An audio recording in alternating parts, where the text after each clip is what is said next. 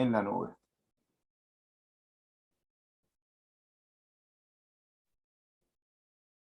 Bien, genial. Entonces sí, ahora sí, estamos grabando. Esta es el teórico práctico, 29 de octubre de 2021, viernes, sobre representaciones de la prostitución en la literatura y las artes, en general en la cultura del siglo XIX europeo. La clase va a estar dividida en dos partes. Yo primero voy a hacer una larga, digamos, introducción al mundo de la prostitución y su representación en las artes y en la literatura, con bastante énfasis, por supuesto, en la pintura, y después Lucila va a hacer una lectura un poco, digamos, desde una perspectiva que tiene en cuenta el género, sobre justamente, que es algo que hay que hacer porque obviamente son todas representaciones de mujeres las que vamos a ver acá. Y es importante, me parece, la lectura que hace Lucila, porque si algo caracteriza al siglo XIX y al régimen de mujeres, de imágenes sobre mujeres que en el siglo XIX justamente es esto que vamos a ver, que es la rampante misoginia, ¿verdad? Entonces, digamos, eso, la partición de la clase responde a esa necesidad temática. Varias cosas. Primera cuestión, yo les dejé en unidad 5, en el Drive, un apunte, no sé si ustedes en la parte de bibliografía optativa. No sé si ustedes pudieron ver ese apunte. Bien, en ese apunte básicamente yo lo que hago es un recorrido por toda la bibliografía que yo utilizo para mi exposición. Después Lucila armó un drive que les va a contar un poco rápidamente lo que hay ahí. Yo no me quiero meter en eso. Todas las partes de Lucila se las dejo a Lucila porque estamos como con el tiempo muy, muy tirano, por así decir. Pero bueno, en este apunte yo lo que hice es un recorrido por toda la bibliografía que utilicé para preparar esta clase, una bibliografía que tiene que ver con la historia de la prostitución en el siglo XIX, que tiene que ver con la pintura en el siglo XIX. Bueno, hay todo tipo de cuestiones que después yo voy a ir desarrollando, pero es un instrumento que les va a venir muy bien si ustedes quieren profundizar en esta temática. No sé si todos tienen acceso, entonces, todos pueden bajar ese archivo, les pregunto. ¿Sí? ¿Mueven las Sí. cabecitas? Perfecto. Sí. Perfecto. Bien. Entonces, pasamos sin más, si les parece, al tema de la prostitución en el siglo XIX. El tema de la prostitución, entonces, en el siglo XIX es un problema que, digamos, hay que pensar un par de cuestiones, sobre todo en torno al estatuto de la prostitución en el siglo XIX, que tiene que ver con las transformaciones propias de este capitalismo en expansión. Es decir, lo que hay que pensar es que en el siglo XIX, digamos, ¿cómo decirlo? La actividad prostitucional no es una actividad marginal de ninguna forma. Esto tiene que ver en realidad con las condiciones de explotación extremas en las cuales vivían estas nuevas clases industriales, o en todo caso en vías de industrialización, es decir, en vías de proletarización. De hecho, si ustedes vuelven a releer el Manifiesto Comunista, van a ver que hay toda una serie de menciones sobre la relación entre capitalismo y prostitución. No sé si recuerdan, pero hay por lo menos 2 páginas dedicadas exclusivamente a eso, ¿no? en el Manifiesto Comunista. Esto me parece que hay que tenerlo como contexto, en el sentido de que si la actividad de la prostitución está tan representada en literatura, no es que está sobre representada, es que efectivamente era una actividad muy común en las condiciones extremas de pauperismo de la época. ¿Ok?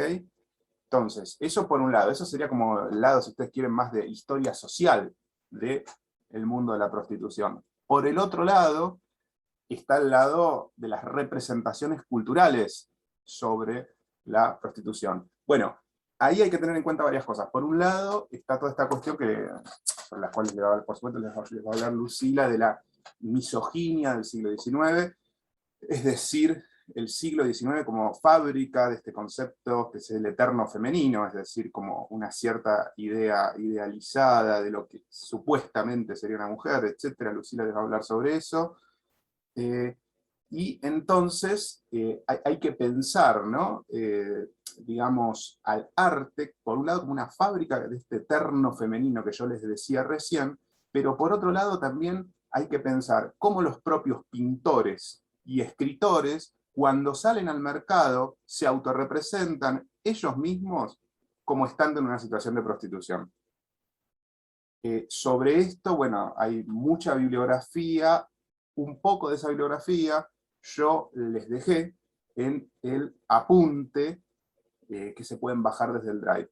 Van a ver que en ese apunte que se pueden bajar desde el Drive, cuando pude poner los links, se los puse. En general apretan y está el link, entonces van directamente al artículo, al libro, y en un caso a la película, porque también les puse el link de una película interesante para acercarse, por un lado, al mundo de la prostitución del siglo XIX, y por otro lado, al modo en que este mundo es estetizado por las artes. Es una película que se llama La Polonide, que es justamente una película llenas de citas cinematográficas, y de citas, de citas pictóricas y de citas del naturalismo, que es una película que trata sobre la vida de una maison close, es decir, lo que nosotros llamaríamos una casa de tolerancia. Entonces ahí también les dejé el link, espero que es un link, digamos, no sé si es legal ese link, digamos, así que espero que no se haya caído. Bien, entonces pasemos entonces a nuestra, digamos, bueno, a introducirnos a este léxico, ¿no? Una pequeña introducción al léxico de la prostitución en Francia en el siglo XIX. Esto es importante. A ver, esperen que no logro, apenas logre compartir. A ver, compartir pantalla. Tuki, tuki. Compartir. Ahí estamos viendo, estamos compartiendo, ¿verdad? Sí. Bien.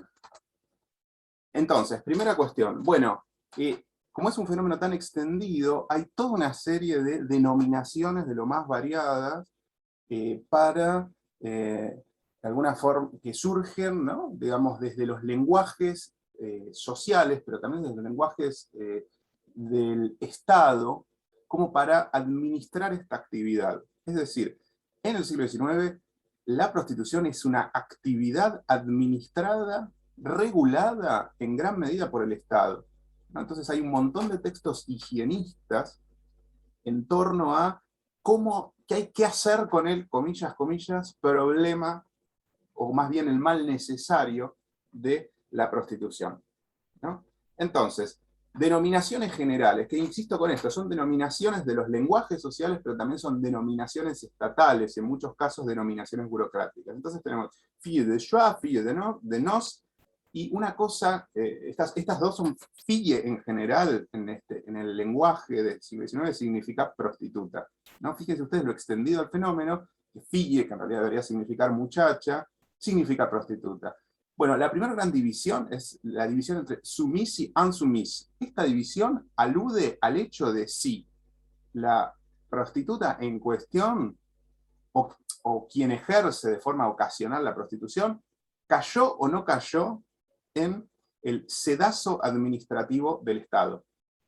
Es decir, insoumise es que todavía no fue registrada por la policía estatal, es decir, por las agencias estatales que regulan esta actividad. Entonces, ya dentro de las soumises tenemos la fille en carte, que es la encarte significa que tiene como una suerte de carnet para ejercer la actividad. Y después tenemos la FIA número, que es que está como inscripta en un determinado establecimiento. Esto es para que ustedes vean, en realidad, el grado de interpenetración que hay entre lenguajes sociales y lenguaje estatal en la cuestión de la prostitución en el siglo XIX. No digo para pensar una dimensión biopolítica, es decir, acá esta actividad, por un lado está el mercado, ¿no? El capitalismo, todo lo que un poco dice Marx en el manifiesto comunista, ¿no? En estas páginas que ustedes han leído, pero por otro lado está el Estado regulando esta actividad. Bien, entonces continuamos. Categorías. Sobre esto está el texto de Alain Corbin, que yo les dejé ahí digamos, en el apunte. Si ustedes quieren leerlo, es un texto, está en francés, pero si a alguien le interesa profundizar en estas cuestiones, es interesante. Bueno, todas estas categorías del orbe prostitucional están más o menos de menor a mayor. Por un lado tenemos Fille, Soldat, Pierres, Grisette, a todos nos suena Grisette, Grisetta, Lorette, que alude a un barrio, ¿no? Justamente en el cual había mucha prostitución. Berceuse, que podríamos traducir como copera, entretenue, o sea, mantenida. Amazonas, semimundanas, leonas, cocotte, cortesanas y grandes horizontales, ¿no? Entonces, esto es de menor a mayor el mundo, si ustedes quieren, de las categorías de la prostitución en el siglo XIX. De todo esto va a hablar Nana.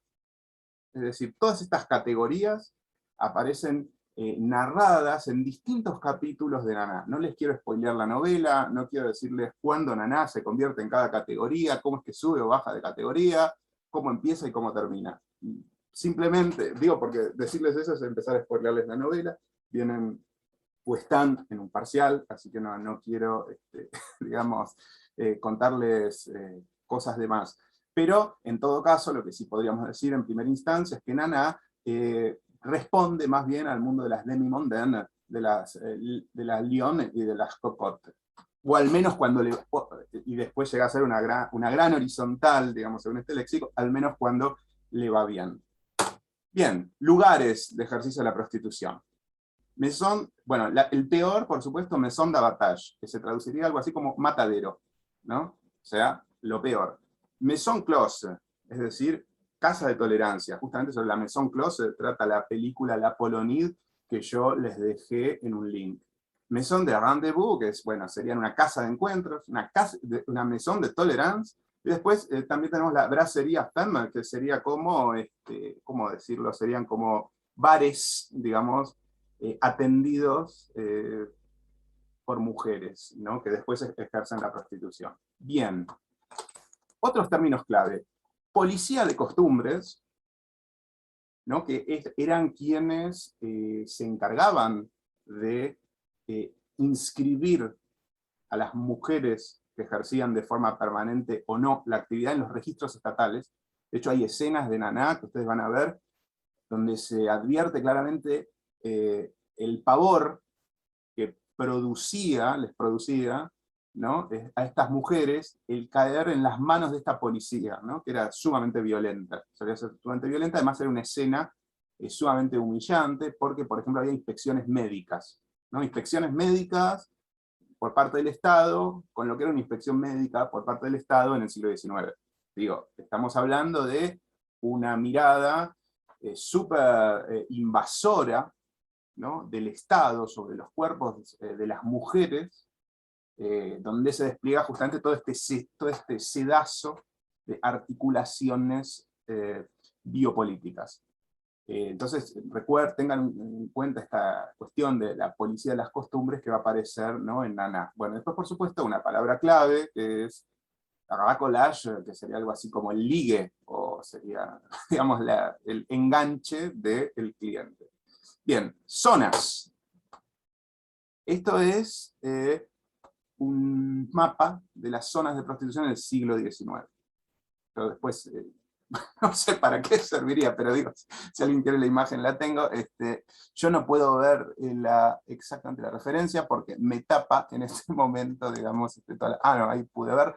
Bueno, esto es de Lola González Quijano, capital del amor, fille Elliot, prostitutas y lugares de placer, en París a fines del siglo XIX. ¿No? Entonces, fíjense ustedes que las zonas de... Uy, perdón, hice cualquier cosa. Ahí está. Miren, ahora soy un... Ahí está. Las zonas de racolage, no sé si ustedes no sé si ven abajo que dice... Yo toco sobre la pantalla como si ustedes vieran mi dedo, pero abajo ven que dice zonas de racolage. Bueno, son estas zonas grisecitas, ¿no? Que tienen rayitas. ¿Ven eso ustedes? Digo, también me interesa ver que no vean todo demasiado pixelado. Sacha. Se ve bien, sí, sí. Bien, perfecto. Entonces, ven que las zonas boscosas y las zonas céntricas, por ejemplo, la avenida de los Champs-Élysées, son zonas de racolage. Digo, todo esto es esto por supuesto, esto es el mapa de París. Esto es a ver, esperen, que sé cualquier cosa, esto es el mapa de París, ¿no? Digo, todos entienden, ¿no? De lo que estamos hablando. Digo, este es el mapa de París, o sea, en el medio está el Sena, y tenemos entonces todas estas zonas de racolage. Y después tenemos esos puntitos negros que ven ahí, son precisamente casas de tolerancia, ¿no? Entonces, esto es para que ustedes vean el nivel que había alcanzado la actividad de la prostitución, que tiene que ver, insisto, con, digamos, el fenómeno de la pauperización de los inicios del capitalismo, ¿no? Entonces, por un lado hay pauperización, y por otro lado, algo que también marcan los comentaristas, es el hecho de cierto inicio, cierto consumismo, es decir, hay una especie de democratización, comillas, comillas, comillas, del fenómeno de la prostitución, que tiene que ver justamente con el surgimiento, ¿no? Digamos, lo que podríamos ya ir llamando el germen, ¿no? Con todas las comillas, comillas, comillas, de una sociedad de consumo. Bien. Protagonistas. Perdón, ¿escuchan bien? ¿Ven bien todo? Bueno. Sí. Perfecto. Cortesanas, demi-mondaine y actrices, ¿no? Entonces, este es el mundo en el cual más o menos, o uno de los mundos en los cuales se va a mover Nana. Entonces, bueno, Cora Pearl. Esta es una figura muy importante, de hecho, hay toda una serie de conjeturas en torno a que habría sido la modelo de un cuadro que se llama El origen del mundo, después yo les voy a mostrar, bueno, no se sabe si fue o no fue Cora Pearl. Bueno, la foto es de André Adolphe Disdery. Este muchacho, me parece que es importante mencionarlo, porque es decir, no, estamos en los inicios de la fotografía, ¿no? Entonces, como técnica y como arte, entonces no todo el mundo era fotografiado. Es decir, el hecho de que esta demi-mondaine fuera fotografiada, ¿no? Y que entrara en un régimen de representación de la imagen novedoso, y finalmente que era bastante restringido, ¿no? Nos da una pauta de la importancia de digamos, de esta figura. Tal como se advierte, por ejemplo, en esta foto. Es una foto hecha con un príncipe, el príncipe Achille Murat, que aparentemente le habría prometido a Cora Pearl una fortuna, que bueno, después no se casó, bueno, hubo toda una serie de malentendidos. Pero lo que yo les quiero decir es que el hecho de que Cora Pearl aparezca en todo este régimen de representación de imágenes nos habla un poco de la centralidad de la figura de la demi-mondaine en todo este imaginario de la segunda mitad del siglo XIX. Vean ustedes... Perdón, ¿puedo hacer una pregunta? Sí, no sé quién habla, sí. Karina, soy. Sí. Karina. Ujú. No ¿Y te qué veo es por... una? Sí, no, está bien. ¿Qué es una demi-mondaine? Porque vos pusiste cortesanas demi-mondaine y otra categoría más que no alcancé a copiar, pero no sé qué diferencia hay entre ellas. Bueno, a ver, serían como mujeres, son modelos de pintores, actúan ocasionalmente, serían, qué sé yo, a ver, no sé, podríamos buscar como comparaciones actuales, porque uno, no sé, a ver, ¿cómo te puedo decir?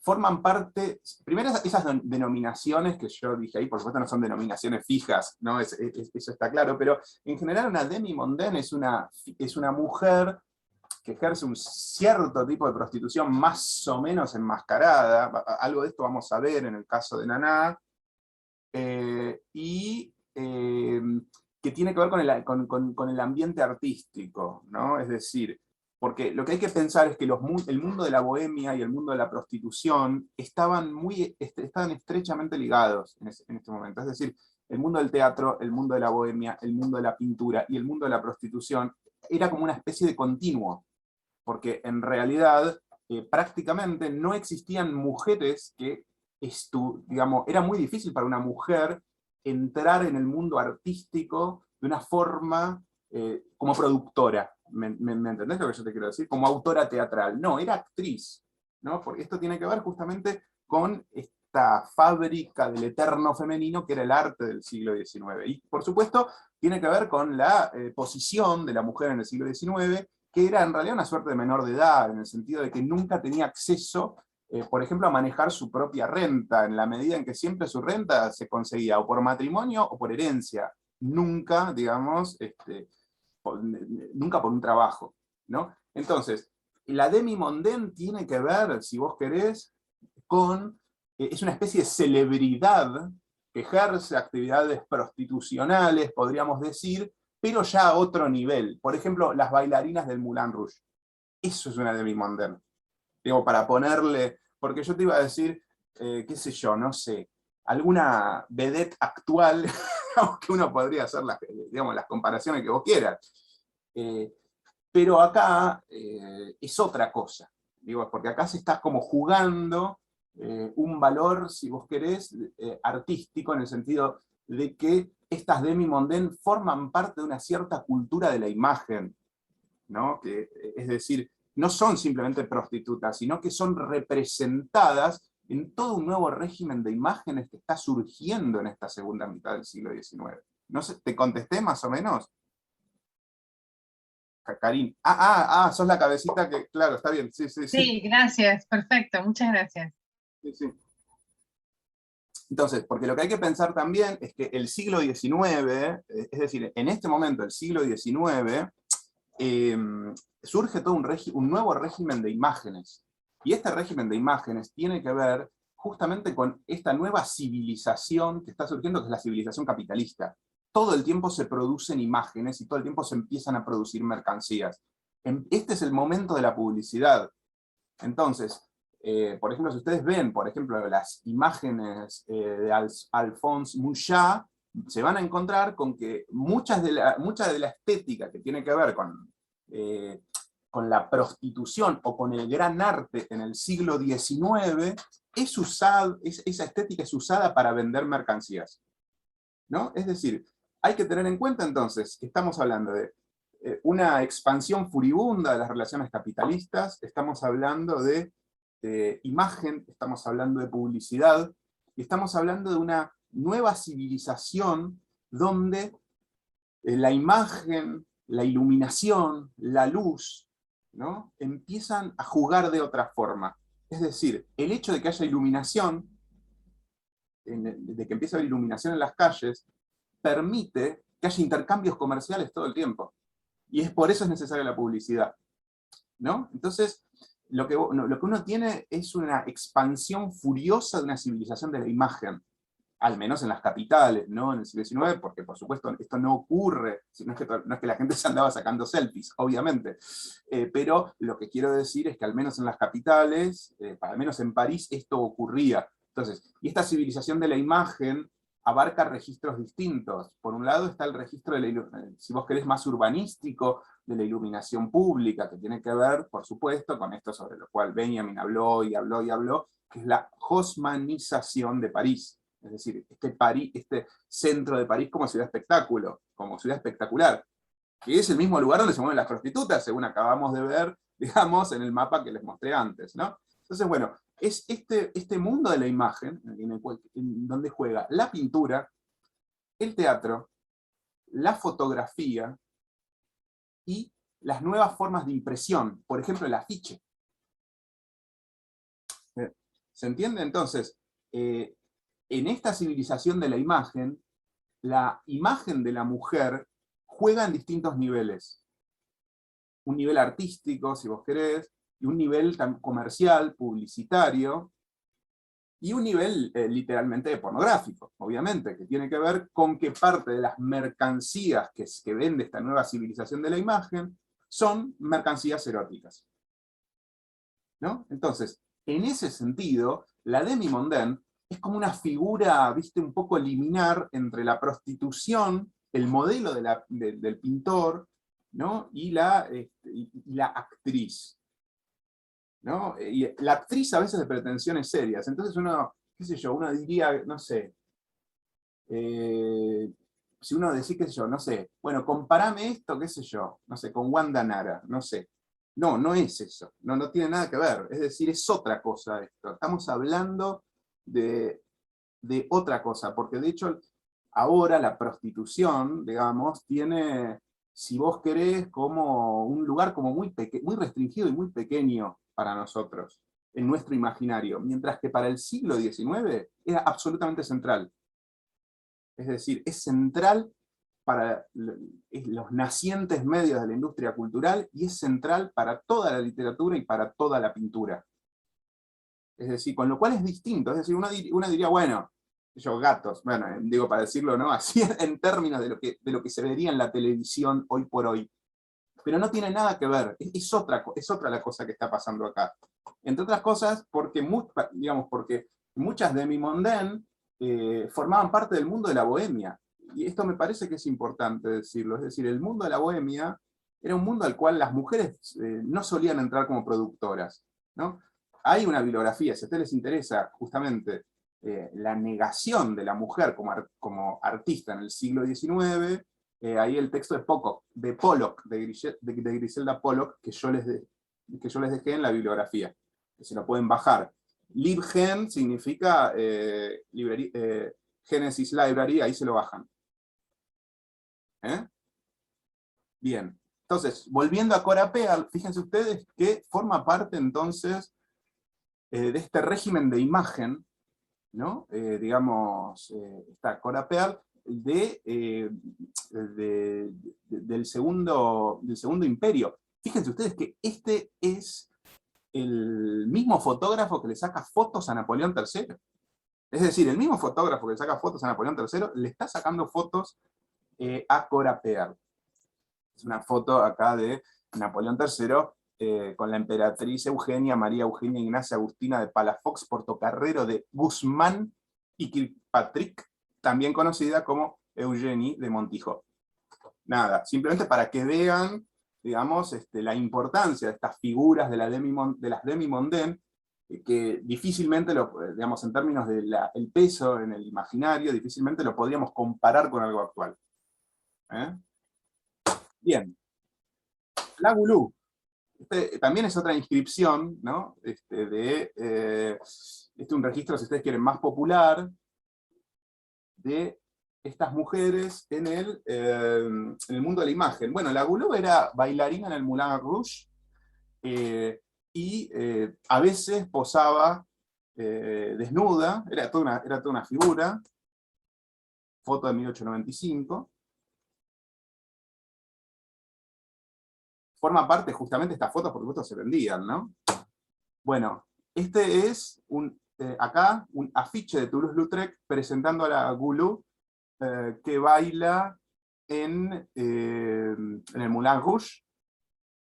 Fíjense ustedes que en realidad lo mezclado que están los ámbitos, o sea, la Goulou era, probablemente fuera prostituta ocasional, bailaba en el Moulin Rouge, y es modelo de nada más ni nada menos que de Henri de Toulouse-Lautrec. Es decir, que por un lado tenemos este estatuto que venimos discutiendo de la figura de la mujer, por el otro lado tenemos un entretenimiento popular, pero a la vez ya masivo, como es el Moulin Rouge, por otro lado tenemos la nueva técnica de impresión, que son los afiches, todo esto en intersección con Henri de Toulouse-Lautrec, que es uno de los grandes pintores del fin de siglo. Entonces tenemos modernidad por todos lados, pero yendo para lugares distintos. No sé si se entiende lo que quiero decir. Bien, acá una pintura de Jean-François Raffaelli. De hecho, de Raffaelli hay un cuadro en el Museo de Bellas Artes acá de Buenos Aires, que ahora está abierto, si quieren ir a verlo. No este otro, pero es un pintor súper importante. Y fíjense ustedes que entonces la Gouloux también es modelo para pintores, ¿no? Esto explica un poco, digamos, la circulación, ¿no?, de este espacio de la demi-mondaine. Toulouse-Lautrec, nuevamente. La Gouloux, si no me tapa el coso negro del zoom, llegando al Moulin Rouge, 1892. Bueno, acá es cuando la Gouloux se dedicó al circo, que fue con el marido, bueno, que fueron atacados por un puma. Ahora, lo interesante, nuevamente, ¿no?, tenemos digamos, la cuestión del circo que nosotros habíamos visto en Dickens. Yo les comentaba en el práctico que si les interesa la cuestión del circo, el saltimbanqui, etc., hay un texto fabuloso de Jan Starobinski, o Starobinski, como le decimos nosotros, que se llama El artista como saltimbanqui, que es muy interesante. Pero bueno, lo interesante acá es la circulación que tiene este personaje, la Gouloux, entre distintos espacios, y cómo después, además, esto es retratado por los, digamos, por los nacientes medios masivos de comunicación, es decir, por el periodismo, ¿no? Digo, también el siglo XIX, y esto acompaña a esta civilización de la imagen y de la mercancía, es el siglo del periodismo. Sobre esto, por supuesto, las ilusiones perdidas de Balzac, que ahora salen en película, y yo les puse el tráiler en el apunte. Sí, todos ponen cada... Sí, está buenísimo. Sí, efectivamente. Bien. Jeanne Avril, que fue una de las importadoras o creadoras del cancán, ¿no? Pero fíjense ustedes, acá en un cuadro, perdón, sí, en un póster, no es un cuadro, esto es importantísimo, en un póster de Henri de Toulouse-Lautrec.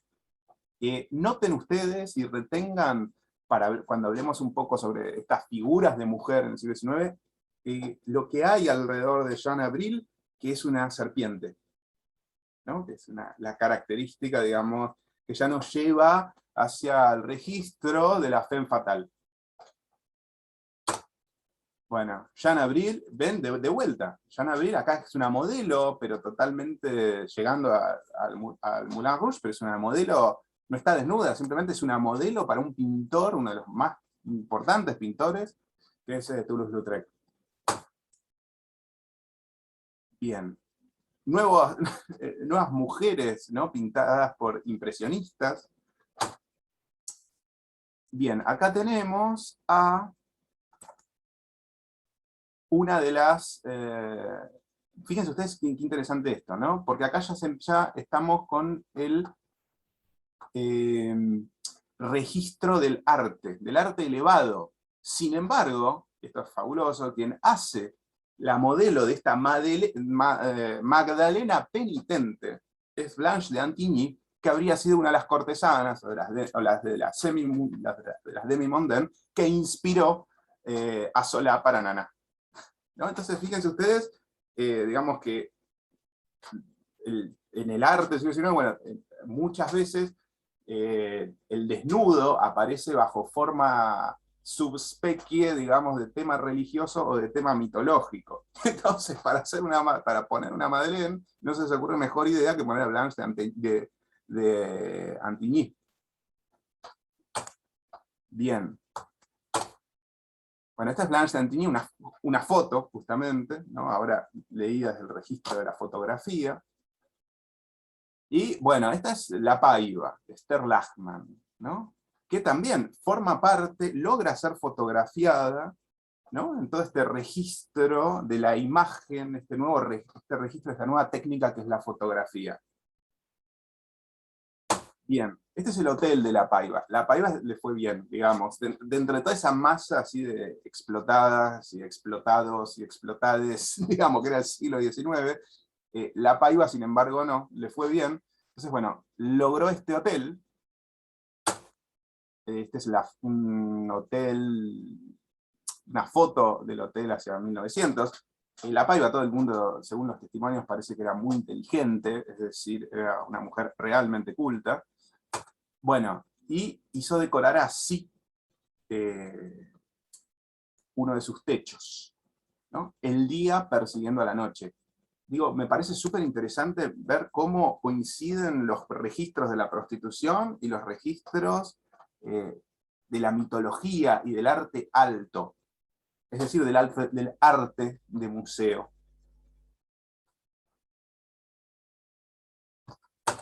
Bueno, esta es la escalera de Ónix del Hotel de la Paiva. Esto, por supuesto, esto es un caso, naturalmente, entre millones y millones y millones, ¿no? El resto moría en condiciones absolutamente infamantes, que son las que muestran justamente muchos pintores impresionistas. Y ahora vamos a meternos un poco con eso. Bueno, ¿preguntas hasta acá? ¿Comentarios? Hola Mariano, tengo una pregunta. ¿Quién habla? Sí. Analía, ¿cómo estás? Analía, ¿cómo te va? Bien. No, o sea, me quedó a mí la impresión de que en el siglo XIX, digamos, si una mujer era actriz, necesariamente ejercía la prostitución, ya sea, o sea, cotidianamente o ocasionalmente, pero como que no había actrices, por decirlo, no sé, respetables, ponerle, por decirlo de alguna manera. No sé si es así o no. Y en gran medida no, porque lo que pasa es que ese es el mundo machista y totalmente misógino del siglo XIX, que era así, efectivamente era así. Por eso la figura de la Demi Mondén, es decir, entonces, La Paiva, Esther Lachman, supuestamente era una mujer muy inteligente, una mujer de talento, es decir, no es la bestia, digamos, que Naná, que Solá pinta con Naná, ¿viste? Que Naná es como que tiene una especie en la representación de Solá, Naná tiene como una suerte de sabiduría, comillas, comillas, comillas, animal. Esto tiene que ver justamente con toda esta construcción así animalizante, ¿no? De la mujer propia de la misoginia del siglo XIX. No era el caso de Esther Lachman, según ningún testimonio. Entonces sí, efectivamente, penosamente, era un poco así, efectivamente, sí. Pero esto tiene que ver, si te interesa esta cuestión, bueno, está el tomo 4, cuya referencia bibliográfica yo dejé en el apunte que se bajan de la bibliografía obligatoria. Buenísimo, gracias, Mariano. De nada. Bien, entonces continuamos. Perdón, ¿alguien tiene alguna otra pregunta, comentario? Está interesante cómo parte de la discusión que se daba en relación a, no sé cómo era entonces, ¿no? Pero hoy en día una de las cosas que más se debaten cuando se problematiza políticamente la cuestión de la prostitución es la intervención estatal o no. Como que es re loco como aún hoy sigue siendo como medio un foco ese. Sí, por supuesto, por supuesto. Lo que pasa es que acá, vos lo que tenés que pensar es que el siglo XIX es el siglo del higienismo y de la biopolítica. Es decir, es cuando... ¿Y cuál es la definición de biopolítica? Foucault lo dice así, epigramáticamente. Antes el soberano decidía quién moría, quién vivía y quién moría. Ahora el soberano decide cómo es esa vida en términos biológicos. Entonces, el poder lo que empieza a hacer es como administrar todos esos flujos, ¿no? Entonces, de allí todo este discurso higienista. Si te interesa ese discurso higienista, yo les dejé ahí no me acuerdo el nombre, ahora mismo se lo digo, les dejé un tratado fundamental del higienismo del siglo XIX. Ahí se los dejé, a ver, acá está, de Parent du Châtelet, que sería de la prostitución, les tradujo el título, en la ciudad de París, considerada bajo la perspectiva de la higiene pública, de la moral y de la administración. Repito, higiene pública, moral y administración. Un texto de 1836, ¿no? Que por supuesto tiene, si vos querés hacer un estudio de género sobre eso, tenés para hacer dulce, o sea, es como increíble, pero digo, pero eso nos da la pauta de la importancia que tenía para el Estado esta actividad. Es decir, era un mal necesario, si vos querés.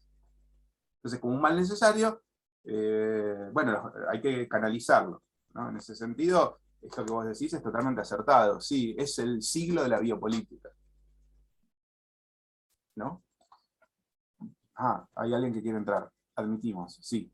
Bueno, entonces, hay como dos, en las representaciones entonces de mujeres en el siglo XIX, hay como dos modos de representación. Por un modo de representación más idealizante, y por otro lado, vamos a ver un modo de representación un poco que más tiene que ver con el impresionismo, ¿no? Vamos a ver que en el caso de Naná, sobre todo en una escena muy particular, que no les pienso spoilear, digamos, los modos de representación idealizantes, en el caso de Naná, son puestos en cuestión de una forma muy fuerte. Entonces, esta fábrica del eterno femenino suele funcionar a partir de modos de representación idealizantes de cuerpos de mujeres, ¿no? Por ejemplo, Angre, la gran odalisca, 1814, ¿no? La gran idealización romántica teñida aquí de exotismo del cuerpo de la mujer. Había toda una discusión sobre si no le sobraba una vértebra en el cuello. La sensación es que no. Fíjense ustedes el tipo de mirada, fíjense ustedes el tipo de esfumado de la piel, ¿no? Que es un esfumado, digamos, como muy, a ver si se los logro ampliar un poco, un esfumado muy sutil, ¿no? Que va a contrastar con la violencia del stroke, ¿cómo es que se dice? De la pincelada impresionista, ¿no? Entonces fíjense, todo esfumado, y fíjense esa línea que va desde arriba a la izquierda hacia abajo a la derecha, esa línea de caída típica, ¿no? De estos desnudos idealizantes. Bueno, Diana sorprendida, nueva representación idealizante. Este cuadro está en el Museo de Bellas Artes de la Argentina, ¿no? Entonces, acá Diana es sorprendida, creo que por Acteón, si mi mitología no me falla, y entonces se tapa junto con sus ninfas. Fíjense ustedes el modo de representación totalmente idealizante del cuerpo femenino, que tiene que ver con este discurso con este recurso que yo les decía antes a la mitología. Bueno, más idealización que eso, y más cuerpos desnudos, y más eterno femenino que Huguerot no hay. Las Oréades, es decir, son dos sátiros, tres sátiros, en realidad, que están persiguiendo a toda una serie de mujeres. Fíjense ustedes que más idealización que esto no hay. Las mujeres son tan ideales que incluso son ninfas que flotan desnudas y blancas hacia el cielo, ¿no? Bien. Y retengan ustedes este cuadro, que es como si hablamos de registro pictórico de la idealización de la mujer, la Venus de Urbino de Tiziano. Mírenlo un segundito. Retengan bien este cuadro. Piensen la posición de la mano, vean el perrito, vean los pies, vean las flores, ¿no? Una cuestión alegórica en torno, por supuesto, a la sexualidad y a la fertilidad. Vean la mirada, que no es precisamente desafiante, el perrito que transmite tranquilidad. Vean la escena que hay detrás, que parece una escena doméstica de un lugar rico. Bueno, donde hay hay un paisaje natural detrás, y parece haber, uno diría, algún tipo de tesoro, algún tipo de riqueza en este lugar. Bien. Vean bien esta imagen. Porque ahora vamos a pasar al impresionismo y al postimpresionismo, ¿no? Donde muchos de estos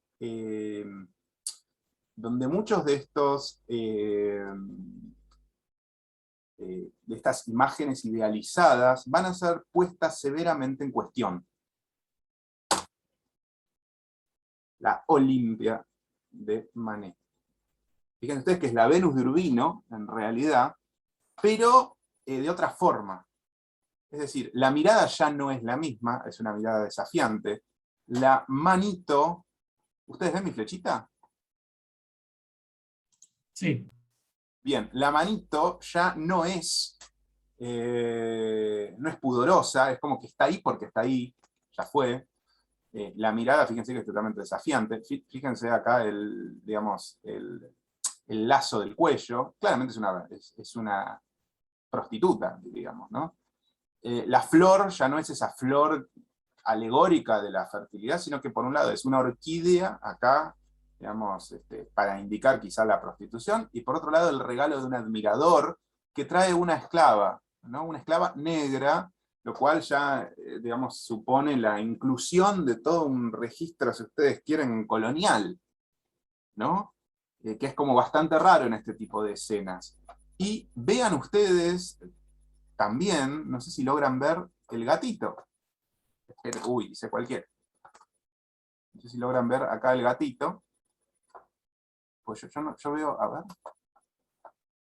Recuerden el perrito totalmente idealizado, que era un perrito así, no sé qué raza era, pero un perrito así, digamos, cortesano. Acá lo que tenemos en realidad es un gatito, ¿no? Es un gatito, una posición totalmente erizada, mucho más desafiante que ese perrito. Bien, a ver si logro. Y vean acá los pies, ¿no? Noten acá los pies de esta cortesana, que en realidad tiene que antes estaban desnudos, ¿no? En la Venus de Urbino, acá tienen un zapato típico de digamos, estos circuitos así de consumo relacionados con lo femenino, que es unas chinelitas que se llaman la Mule, M-U-L-E, que, digamos, creo que, no recuerdo si aparecen o no aparecen en la Nana de Solá, pero en todo caso, Huysmans, cuando describe el cuadro que Manet hace de Nana, se confunde y dice que Nana tiene Müller. En realidad tiene zapatos normales. Se ve que tenía, Huysmans, se ve que tenía, digamos, esto en su inconsciente óptico. Pero bueno, estos zapatos que nosotros vemos acá eran zapatos típicamente de un campo semántico que nosotros podríamos asociar con la prostitución. Y no sé si ustedes logran ver que el esfumado del cuerpo, no sé si se logra ver, si no después les pongo la imagen un poco más grande todavía, el esfumado del cuerpo ya no es ese esfumado, digamos, suave que nosotros veíamos en Ingres, que nosotros veíamos en Tiziano, sino que es un esfumado mucho más violento que tiene que ver justamente con la pincelada impresionista. Hay gente en la sala de espera, acabo de admitir. Bien, entonces pasamos precisamente a la Nana de Manet. Fíjense ustedes, bueno, yo ahí les dejé mi traducción, una traducción propia del texto en el cual Huysmans hace una éfrasis, es decir, una descripción de la Nana, de esta Nana. Justamente Nana era un nombre general para las prostitutas en el siglo XIX. Y fíjense ustedes que este cuadro era, fíjense ustedes varias cosas. Primero, acá hay un cliente, directamente. Es decir, este señor burgués, ¿qué hace ahí? Está como desenfocado, ¿no? Entonces ya tenemos toda esta cuestión en torno al escorzo de la mirada impresionista. Fíjense ustedes que Nana, en realidad, está está como, desde la perspectiva de Manet, está como feliz en un mundo de mercancías.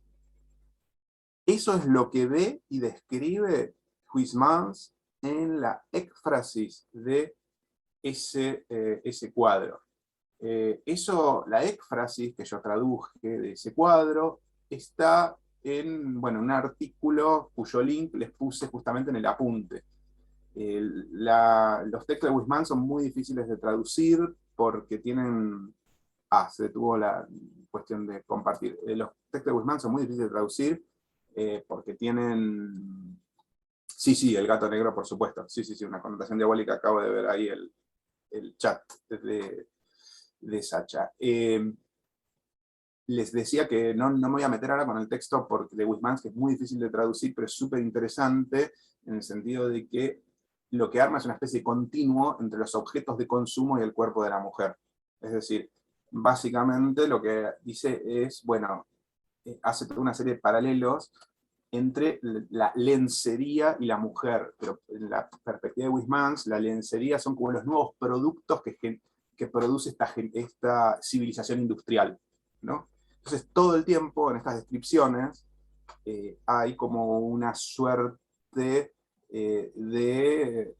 ¿cómo les puedo decir? Como de interpenetración entre un registro cultural y el registro, digamos, del cuerpo de la mujer, que en realidad el cuerpo de la mujer, y ahora me voy a meter un poco más en esto, se convierte en un cuerpo absoluto, una suerte de superficie de inscripción cultural, como vemos, por ejemplo, en las pinturas de Gustave Moreau, una suerte de superficie de inscripción cultural donde se puede poner cualquier código. Vos agarrás y ponés códigos del Antiguo Oriente, códigos del capitalismo, códigos de la mitología, es como una especie de, justamente, el eterno femenino, lo que permite es todo tipo de manipulaciones. Entonces la mujer se convierte, el cuerpo de la representación, ¿no?, de estas mujeres, se convierte en una superficie puramente inscribible para los códigos. Perdón, ¿preguntas, comentarios? Sí, No. quería comentar. Yo quería comentar. No, adelante, sí. No,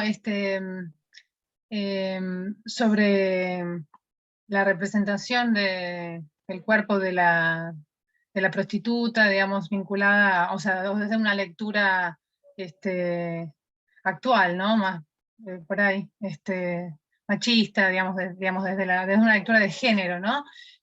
Sobre ese tema que vos estabas hablando, también me parece que hay toda otra línea que, por ejemplo, se puede recuperar sobre la prostitución y el gozo de la prostituta, registrado por la misma prostituta, ¿no?, en la literatura, como por ejemplo son Fanny Hill, o las memorias de una prostituta, de una mujer, de una mujer de placer, de una cortesana de placer.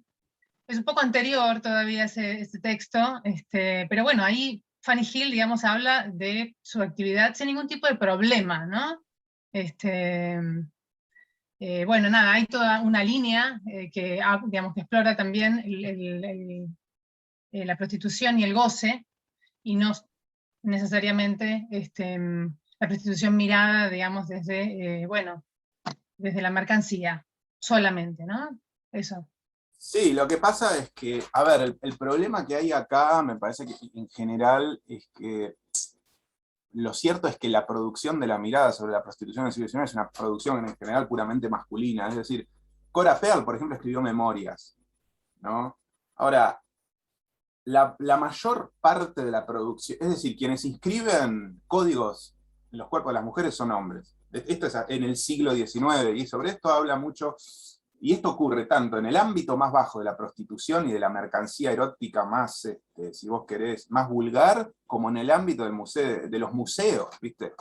Entonces, digo, es como un registro transversal que va de abajo hacia arriba, donde el hombre produce digamos, versiones, hay como toda una pulsión escópica que va desde el hombre hacia la mujer, y no viceversa. De hecho, hay muy pocos desnudos masculinos, o son menores los desnudos masculinos, y casi no hay pintoras que hagan desnudos masculinos. Entonces digo, me parece que hay que... No digo que no nos lleguen voces de las mujeres del siglo XIX, pero cómo nos llegan, en qué cantidad nos llegan. Yo creo, bueno, sobre esto, no me quiero meter sobre esto porque Lucila supongo yo que, no sé si, me está hirviendo el café, perdón, sí, y va a ocurrir una tragedia doméstica. Si Lucila, ¿querés decir 2 minutos algo sobre esto? Mientras evito que se me queme la casa, te agradezco.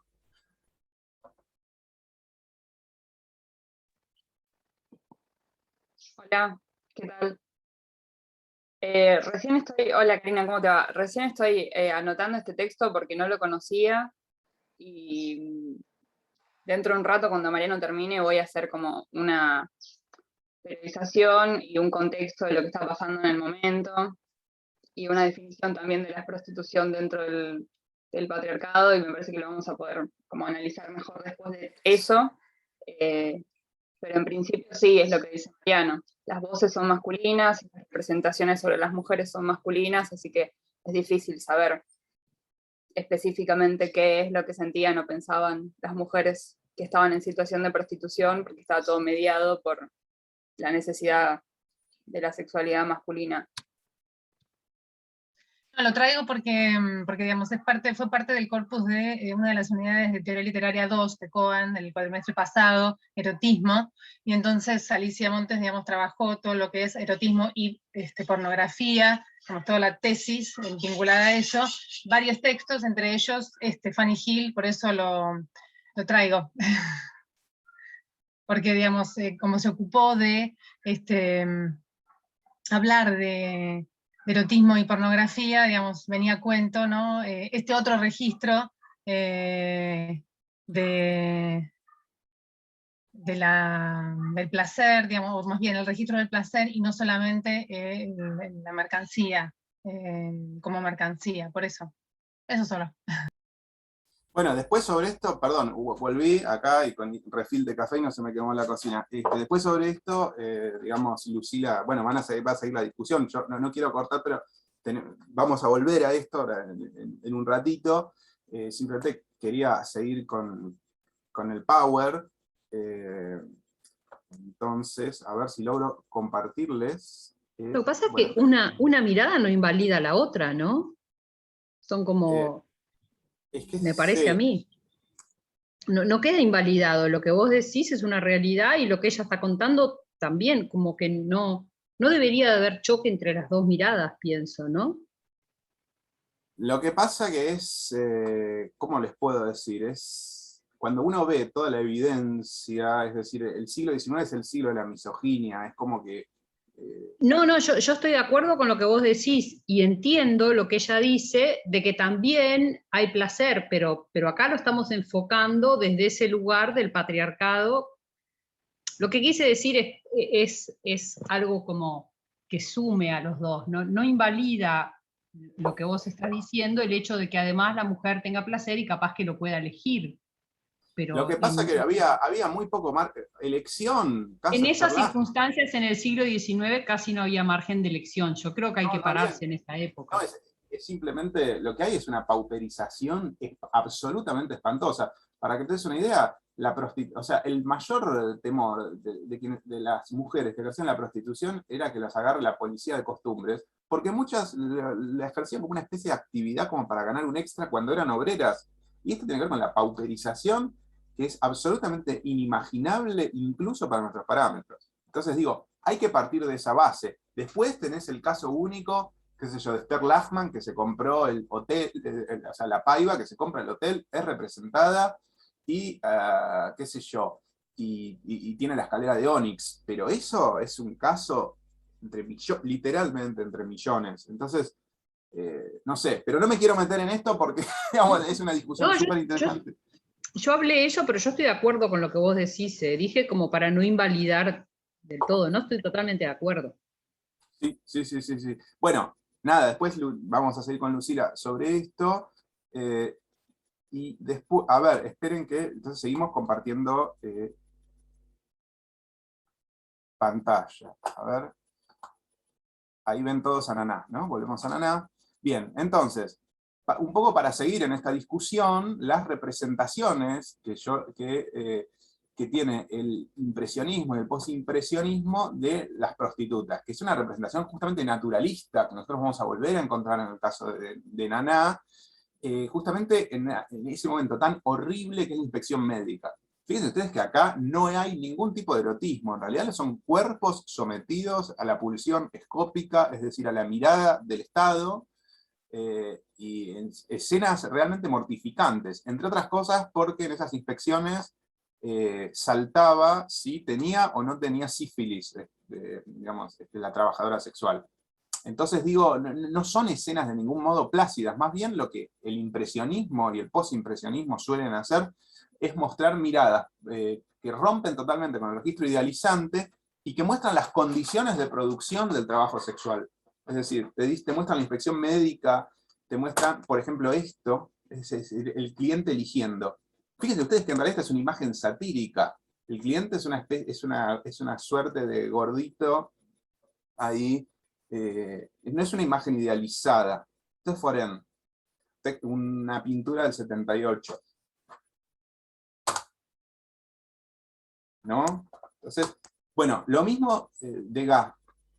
Degas tiene toda una serie de burdeles y de prostíbulos donde la mirada impresionista, es decir, toda esta cuestión de los escorzos, de estos ángulos raros, estos ángulos que uno, digamos que totalmente inesperados, bueno, todo eso está al servicio de mostrar las condiciones horribles del trabajo sexual. Es decir, hay mucha ironía en las pinturas de Degas. Es decir, por un lado, nosotros podemos decir, bueno, qué misógina era Degas, que pintaba mujeres, bla, bla, todo esto, pero por el otro lado, no deja de ser cierto que hay una enorme ironía en la forma en que se elige pintar la actividad prostitucional, ya no es de un marco idealizado, sino mostrando a las mujeres como trabajadoras explotadas. Digo, hay mucha bibliografía sobre esta ironía que se percibe en la mirada que tiene Degas sobre las prostitutas.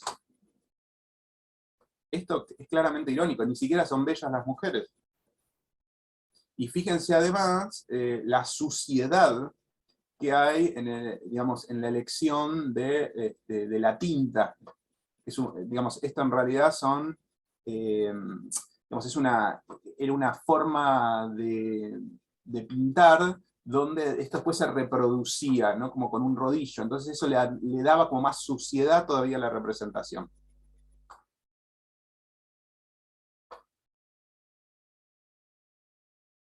Cumpleaños de la madama, esperando un cliente. Se entiende que acá el registro idealizado se fue por el caño, ya no hay más, o sea, ningún tipo de idealización posible acá, ¿no? Entonces, y mucho menos hay goce, lo que parece haber es una especie como de tedio, de spleen, ¿no? Que es un poco la sensación que nosotros vamos a tener con algunos personajes secundarios de Naná, ¿no? Lo mismo. Fíjense ustedes que acá, como recuerden el problema del zapatito, que había un zapatito puesto y otro no, en la Olimpia de Manet, bueno, acá un zapatito puesto y otro no, pero no hay nada erótico, de hecho hay una palangana al lado, ¿no? Entonces digo, esto tiene que ver con esta mirada totalmente desmitificadora que el impresionismo tiene sobre la construcción del eterno femenino. Desde una perspectiva, insisto con esto, el impresionismo es muy ambiguo. No es Bouguereau, no son las ninfas yendo hacia el cielo, pero, no, digo, quiero decir, no es eso, pero entonces parecería una crítica a esa mirada, pero por supuesto persiste, si ustedes quieren, esta pulsión escópica, ¿no? Del artista varón frente a la mujer. Acá tenemos una visión un poco más idealizada. Fíjense ustedes además cómo en realidad todo este arte está al borde de la pornografía. Es decir, y esto me parece que es importante, es decir, en esta época la separación entre arte culto y pornografía es bastante, en muchos casos es como muy complicada de establecer. De hecho, la mirada es prácticamente la misma. Porque en realidad lo que hay es la pulsión de representar cuerpos femeninos, a veces en términos fotográficos, a veces en términos del gran arte. Bueno, esto yo lo quise incluir también como para mostrar un poco esta mirada naturalista sobre la mujer, que, insisto, es una mirada muy ambigua, porque por un lado desidealiza, pero por otro lado sigue dejando a la mujer en el centro de la escena. Bueno, nueva ironía. Acá son dos bailarinas charlando con admiradores. La crítica insiste en que se trata de una escena totalmente irónica, en la medida en que los admiradores tapan a las bailarinas. Es decir, hay como una visión totalmente irónica de estas relaciones entre bailarinas y admiradores. Bueno, y acá tenemos un nuevo retorno del registro idealizante en reacción a la Olimpia de Manet, cuando Cézanne pinta una Olimpia moderna, ¿no? Que es una, ¿no? Entonces, fíjense ustedes que vuelve a aparecer el perrito, que parece volver a ser un perrito, digamos, ya no queda claro si un perrito es un gatito, vuelve a aparecer la esclava negra, pero todo en una cuestión, si ustedes quieren, mucho más idealizada. Bien, entonces Courbet también hay que pasar por Courbet, porque bueno, Courbet justamente es si ustedes quieren, el momento más álgido de esta pulsión escópica, tal como se ve en este cuadro. Bueno, este cuadro fue pedido por un diplomático turco llamado Khalil Bey. Fíjense ustedes que, nuevamente, lo que yo les decía antes, es idealizante, por un lado es naturalismo, en el sentido de que no es tan idealizante como Ingres, pero por supuesto forma parte de todo este erotismo hecho para vender. Es decir, detrás de este cuadro, y esto tiene muchísimo que ver con el eje de nuestro programa, hay relaciones económicas. Hay un comandatario, es decir, alguien que comandó el cuadro, hubo modelos a los cuales se le pagó, y hubo un artista que cobró mucho por hacer esto, que fue el señor Courbet. Bien, por supuesto, Courbet hizo otro cuadro, que es El origen del mundo, que yo se los iba a mostrar, pero desgraciadamente se nos interpuso una tela, porque resulta que este cuadro lo tenía Jacques Lacan, o Lacan, como decimos acá en Villa Freud, y para taparlo, tan impresionante era este cuadro, le encargó al cuñado de su segunda esposa, es decir, la segunda esposa de Lacan, o sea, André Masson, le encargó una lámina para que tapara este cuadro. Con lo cual, lo que nosotros estamos viendo ahora es la lámina hecha por André Masson, que tapaba a El origen del mundo de Courbet. Entonces, descorramos la lámina y vamos a el cuadro El origen del mundo, que aparentemente también habría sido encargado por Khalil Bey. Que, fíjense ustedes, es el grado último de la pulsión, o el grado más extremo de la pulsión escópica, ¿no?, de la mirada masculina del siglo XIX sobre la mujer. Es decir, es un cuadro que nosotros podríamos decir es erotismo, es pornografía, pero a la vez es entre comillas, no entre comillas, sino de verdad, es gran arte, en el sentido de que es un cuadro que forma parte del registro del arte elevado. Entonces, fíjense ustedes cómo, digamos, en esta producción de imágenes sobre mujeres en el siglo XIX, hay todo el tiempo zonas que van desde lo más bajo, lo que uno podría llamar el registro del erotismo de mercado más vulgar, hasta el museo. Algo de eso vamos a ver que ocurre en Nana. Es decir, en el fondo parece hecho como una crítica, es decir, Nana, parece una crítica al mundo de la prostitución, que feo, que espantoso, etcétera, etcétera, pero hay como una seducción, ¿no? Es decir, hay la idea, por así decir, de vender un producto erótico y de erotizar al lector, ¿no? En Nana. A ver, dejamos... Esto es el origen del mundo. Perdón, preguntas, comentarios.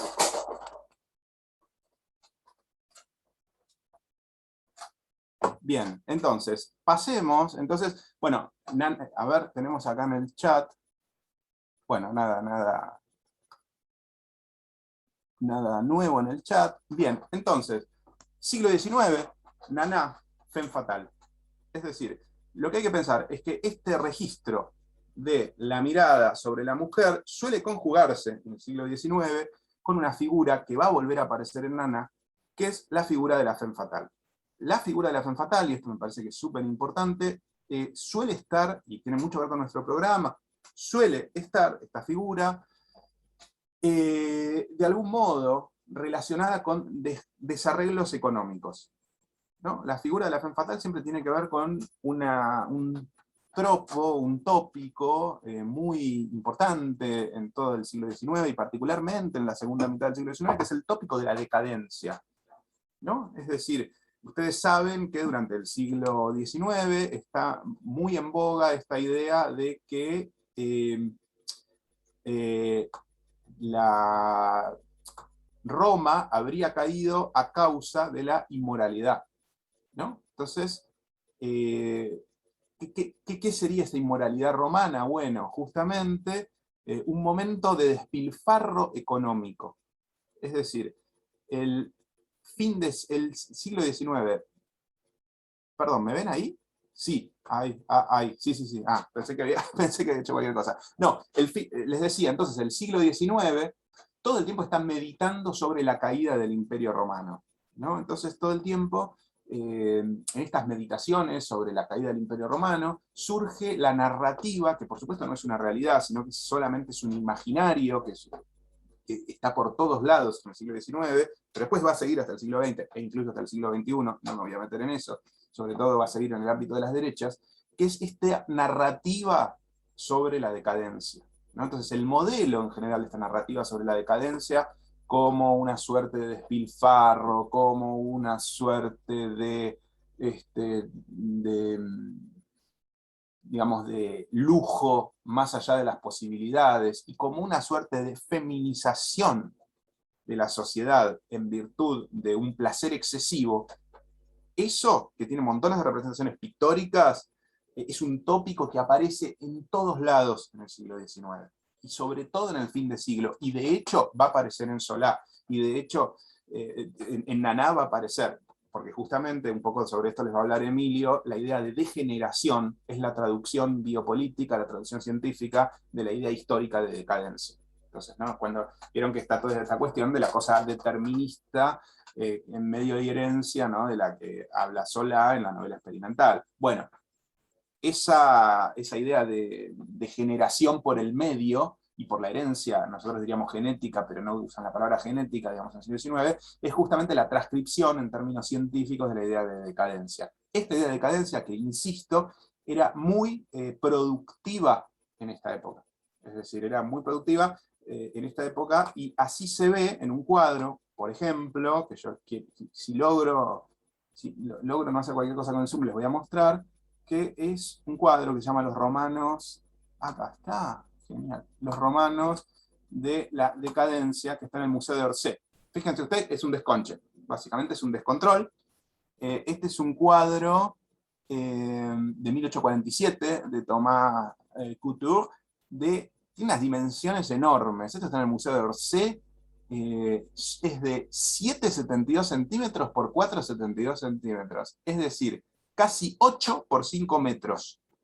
¿No? Entonces, cuando uno ve este cuadro, cuando lo ves colgado, decís, claro, sí, esto era un descontrol. Entonces, fíjense ustedes que por un lado está todas estas columnas, ¿no?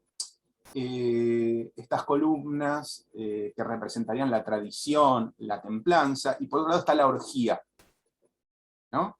Entonces, bueno, esta es la escena, si ustedes quieren, de la decadencia.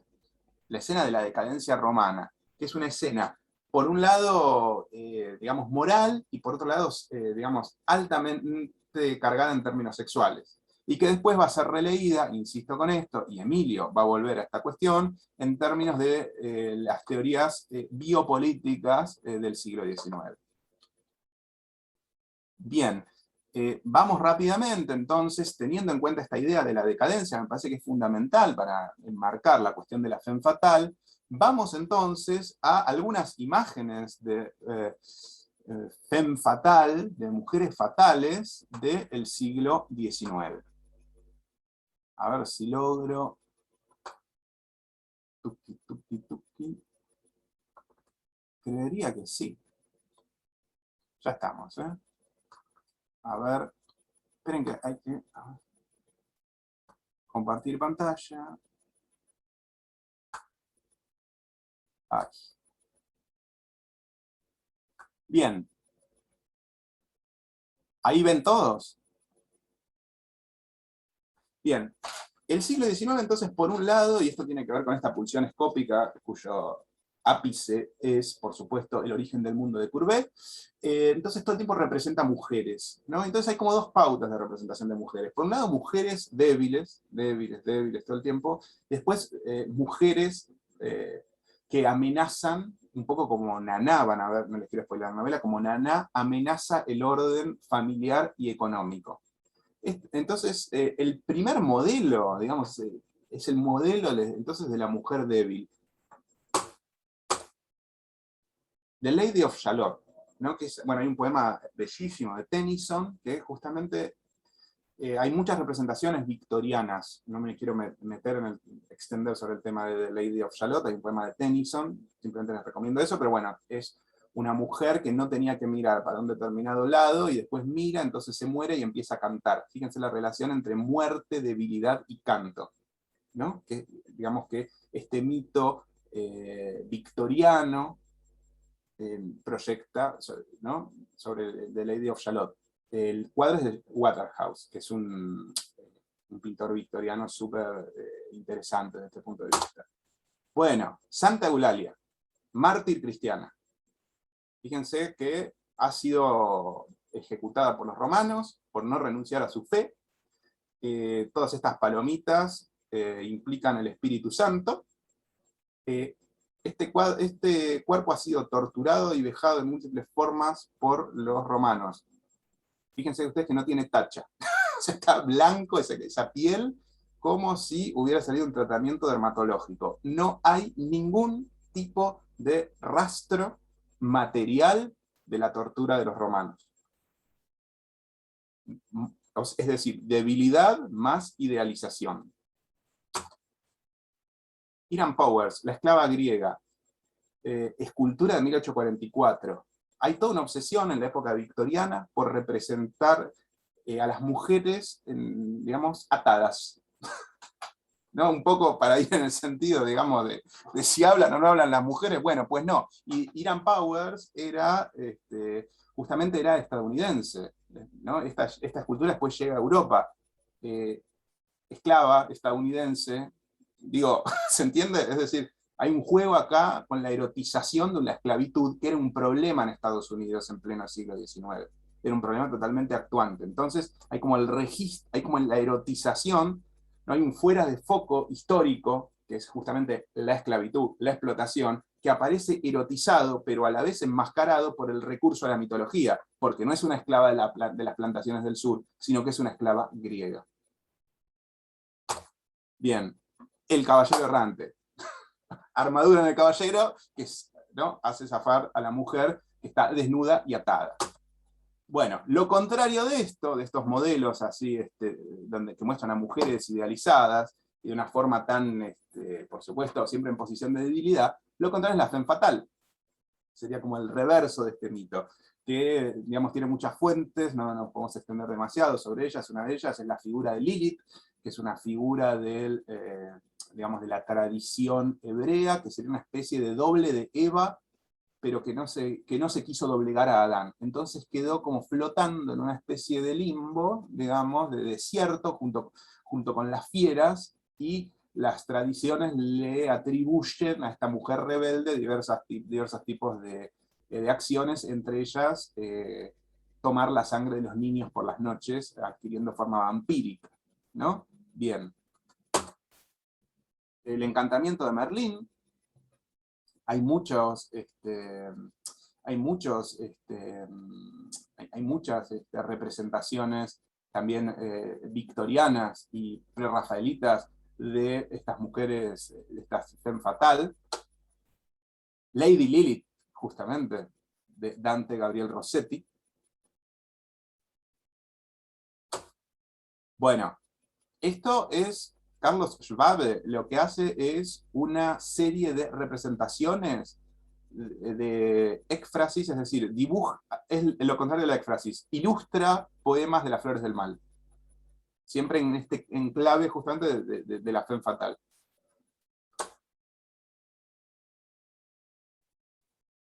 Lo paso rápido, después igual les queda el video, así que bueno, cualquier cosa, no me quiero extender demasiado porque nos corre el tiempo, pero cualquier cosa pues me preguntan. Fíjense acá nuevamente la serpiente, ¿no? Símbolo del mal. Mujeres condenadas, Delfina Hipólita, que es justamente un poema de las flores del mal. El vino de los amantes, otro poema de las flores del mal. Y la muerte del enterrador. Directamente la mujer como muerte. Mujer murciélago. Ven que se multiplican las representaciones de femme fatale en todo el siglo XIX. Es decir, por un lado tenemos las mujeres débiles, y por otro lado tenemos la mujer como monstruo. Algo de esto les va a hablar, sobre esto no me quiero extender demasiado, les va a hablar en breves minutos Lucila. Bueno, esto es La tentación de San Antonio, un texto de Flaubert que es acá, digamos, ilustrado por Felician Robs, que además igual tiene siempre como una visión, una visión un poco irónica, ¿no? Siempre sobre el cristianismo. El texto se llama, si no sé si logran leer, De continentia Josephi, es decir, sobre la continencia de José. Bueno.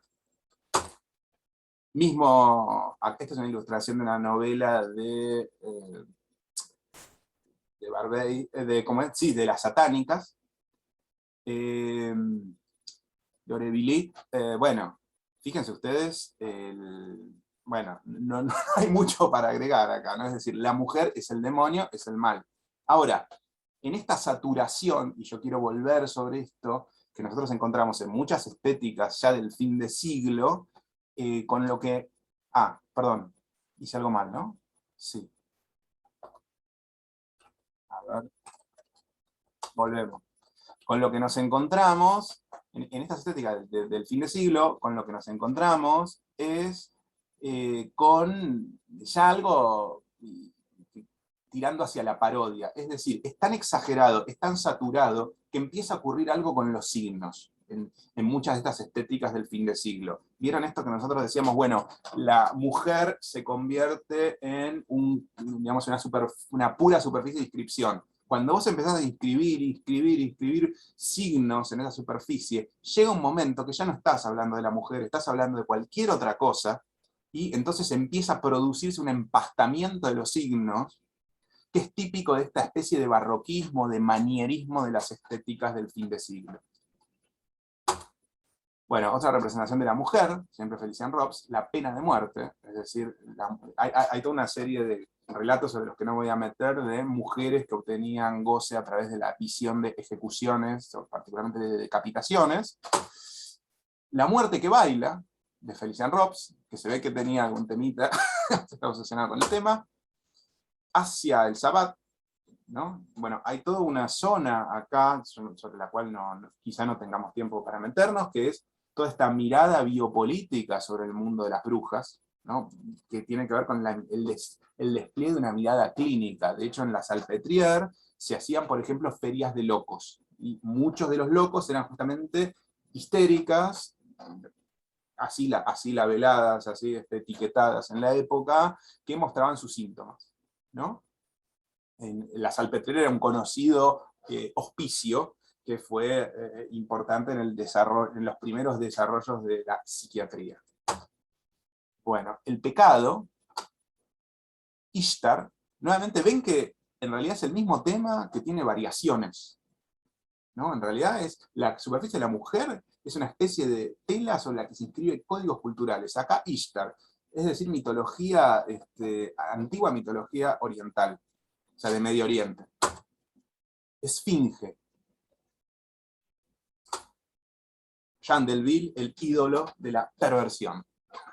¿No? Ven que cada vez es más, es decir, entonces llega un momento que uno dice, bueno, ¿y hasta dónde? ¿No? Circe ofreciendo la copa a Ulises, Cleopatra probando venenos en condenados a muerte, es decir, fíjense ustedes que acá Cleopatra lo que hace en este cuadro totalmente exotista es darles venenos a los condenados a muerte. Bueno, ella es simplemente una mujer sobre una pila de cadáveres, ¿no? Algo de este registro de la saturación de la femme fatale, que llega un momento que estalla ya casi por la parodia, vamos a ver nosotros en Naná. Bueno, Judith, que le corta la cabeza a Holofernes, en una posición totalmente fálica. Hay una cantidad de, bueno, en un jardín de rosas, ¿no? Perdón, no me quería apurar. Hay una cantidad enorme de bibliografía sobre decapitación y castración en el siglo XIX. Es decir, una obsesión de toda la pintura del siglo XIX es la decapitación. Por eso el tema de Salomé, en el cual me voy a meter ya rápidamente. Bueno, fíjense ustedes, Lorenz Alma Tadema es una especie, es lo más kitsch que se les puede imaginar de la pintura victoriana, lo más kitsch, horrible, exotista. Bueno, no le hace asco, por supuesto, el tema de las lesbianas. Digo, es parte del imaginario, ¿no? Este imaginario escópico sobre las mujeres a fin del siglo XIX. Bueno, rostros de mujeres homicidas. Fíjense ustedes que este imaginario escópico pasa del arte a la biopolítica. Este es un tratado de Pauline Tarnowski, que de hecho es mencionado en la película La Polonide, sobre las mujeres homicidas. Fíjense ustedes que la mujer homicida, de esta visión biopolítica, acá está descrita casi como un animal, es decir, mostrando los dientes.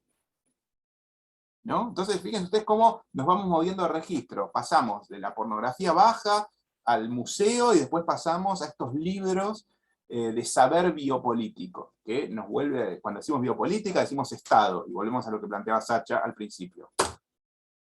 Muerte sifilítica. La sífilis, gran problema del mundo del siglo XIX. Y vayamos rápidamente a Salomé. Salomé es el gran mito de la mujer fatal en el siglo XIX.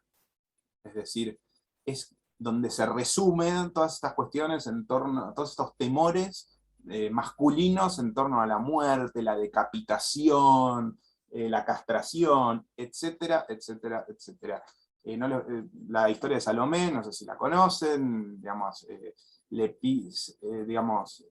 piden, bueno, básicamente le piden al rey, ¿no? que decapite al precursor, San Juan Bautista, ¿no? Entonces el rey no quiere decapitarlo, entonces hay un baile, ¿no? De Salomé, justamente para pedir esa decapitación. Entonces después de ese baile, el rey accede a la decapitación. No sé si conocen la historia. Bueno, tiene varias fuentes, los nombres, a veces hay toda una discusión en torno a si Salomé, digamos, de dónde viene la figura de Salomé. Bueno, no me voy a meter en eso, pero es una figura súper representada en el fin del siglo XIX. Muchas veces representada de una forma súper erotizada. Por ejemplo, acá, en este cuadro, Salomé le está dando un beso a la cabeza decapitada del precursor, es decir, San Juan Bautista. Ustedes se imaginan que en las versiones cristianas esto no era así de ninguna forma, ¿no? Bien, esto es la Salomé de Oscar Wilde, ilustrada por Aubrey Beardsley. Fíjense ustedes que acá ya estamos en un registro totalmente distinto, que tiene que ver con cierta androginia, porque de hecho Juan y Salomé son iguales en estos, ¿no? Entonces fíjense ustedes cómo este registro, en principio misógino, después empieza a ir para otro lado. Esto tiene que ver con la productividad de este sistema de signos totalmente saturado del fin de siglo. La danza del vientre de Salomé, el clímax. Ven que hay como una situación erótica acá entre el decapitado y Salomé, y son iguales. Básicamente hay una androginia fundamental, bueno, es Oscar Wilde, es Beardsley, pero insisto con esto nos habla de una inestabilidad total de estos signos. Es decir, que por un lado está esto que nosotros vemos de la misoginia y tal, pero por otro lado tenemos esto que como está tan saturado y hay tantos signos, estos signos pueden ir para cualquier lado. La recompensa, bueno, nuevamente más representaciones de Salomé, siempre erotizadas, por supuesto. Es decir, ustedes se imaginan que en las versiones ortodoxas no es que Salomé se lleva la cabeza del San Juan Bautista a la casa, a la cama, al lecho, de ningún modo. Bueno, y esta es la aparición. Sobre esto podríamos estar 800 horas. Bueno, hay toda una serie de cuadros de Gustave Moreau donde se muestra, por un lado, la danza de Salomé, y por otro lado, la elevación de la cabeza de San Juan Bautista. Perdón. Este es un detalle, Salomé bailando ante Herodes, justamente el rey es Herodes, yo no se los dije recién. Fíjense ustedes, no sé si logran ver la cantidad de inscripciones culturales. Esto no es un cuerpo, es una especie de tela sobre la que se tira una joyería, porque justamente el cuerpo de la mujer es una permanente inscripción cultural, es decir, una superficie para inscripciones culturales. Bien. Esto bien fin de siglo, con la figura del mono, acá, ¿no? El mono, ¿por qué aparece? Bueno, por el darwinismo, y hay toda una serie de relecturas paródicas que el fin de siglo hace sobre las teorías biopolíticas del darwinismo, ¿no? Bien. Salomé triunfante, fíjense ustedes que está la cabecita ahí abajo, y, digamos, una mirada totalmente, uno diría, ingenua, ¿no? Que lo que hay acá es un diálogo, por supuesto, con la fotografía. Esto ya no sé cómo clasificarlo. Tenemos, ¿no? Salomé, digamos, como una niña con muñecas, con toda una serie de, bueno, nada. O sea, es como la saturación de la saturación. Es como si los pintores estuvieran diciendo, bueno, ¿qué más le ponemos a Salomé? Y acá, la Salomé, dibujada por una pintora mujer, pintada por una pintora mujer que dice, bueno, basta, mi bandeja está vacía, mira para otro lado, es como que desvía la mirada y dice, hasta acá llegamos, ¿no? Y ya finalizando nuestra exposición, junto con la Salomé de Ella Ferrispel, antes de irnos, quería mostrarle, por supuesto, una imagen, que es la fotografía de un personaje que tiene mucho que ver con toda esta constelación del fin de siglo, que es nuestro gran amigo Leopold von Sacher-Masoch, bueno, que acá está con una fotografía, un registro fotográfico, con su, diríamos, dominatrix, que es Fanny Pistor.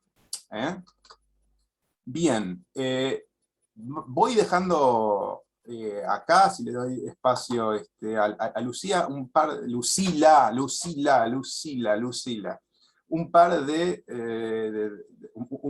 cuestiones simplemente, que es, ¿cómo van a reaparecer todos estos temas de la decadencia y del descontrol? Ah, quiero dejar de compartir, ahí está.